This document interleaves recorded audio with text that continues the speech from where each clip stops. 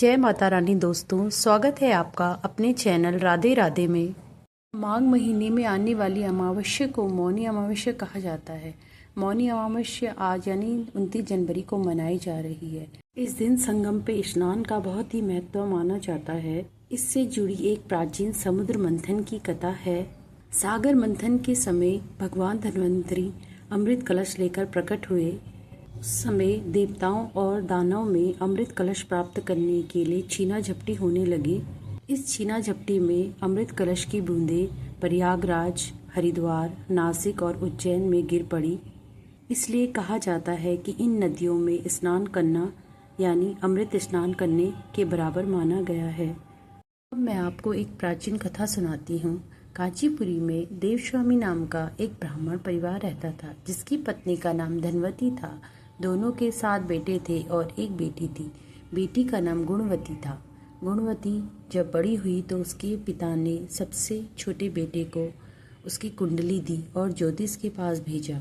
उसके विवाह के लिए लड़का देखा जाए। ज्योतिष ने बताया गुणवती विवाह के बाद विधवा हो जाएगी। यह जानकर उसके पिता और माता बहुत दुखी हुई। उन्होंने उसे ज्योतिषाचार्य से बचने का उपाय बताया। सिंहल द्वीप में सीमा धोबिन रहती है, जो बहुत ही पतिव्रता है। यदि सीमा धोबिन तुम्हारे घर आकर पूजा करे और अपना अर्जित पुण्य दान कर दे तो गुणवती का सुहाग बच जाएगा और दोष मिट जाएंगे। यह सुनकर देवस्वामी ने बेटी गुणवती को सबसे छोटे बेटे के साथ सीमा धोबिन के घर भेजा। दोनों भाई और बहन घर से निकलकर सीमा के घर की ओर चले गए। दोनों समुद्र के किनारे पहुंचे और उसे पार करने के बारे में सोचने लगे, लेकिन इसमें काफ़ी समय बीत गया और दोनों को भूख और प्यास लगने लगी। दोनों भाई बहन पीपल के पेड़ के नीचे बैठ गए। उस पीपल के पेड़ में एक गिद्ध परिवार रहता था। गिद्ध के बच्चों ने गुणवती और उसके भाई की बात सुनी।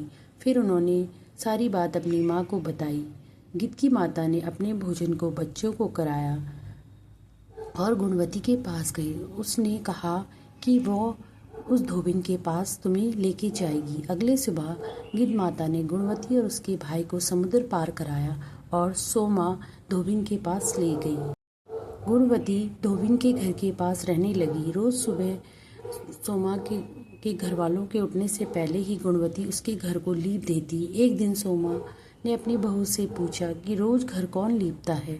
तब उसने कहा उसके अलावा ये काम कौन करेगा। उसको विश्वास नहीं हुआ। वो पूरी रात जागती रही। सुबह होते उसने देखा एक युवती उसके आंगन में आई और आंगन की सफाई करके लीपने लगी। तभी सोमा उसके पास गई और पूछा कि तुम कौन हो और ऐसा क्यों कर रही हो। तब गुणवती ने अपने आने का कारण बताया और पूरी बात बताई। इस पर सोमा ने कहा तुम्हारे पति की रक्षा के लिए मैं तुम्हारे साथ तुम्हारे घर चलूंगी। एक दिन सोमा गुणवती के घर आई। उस दिन गुणवती का विवाह हुआ।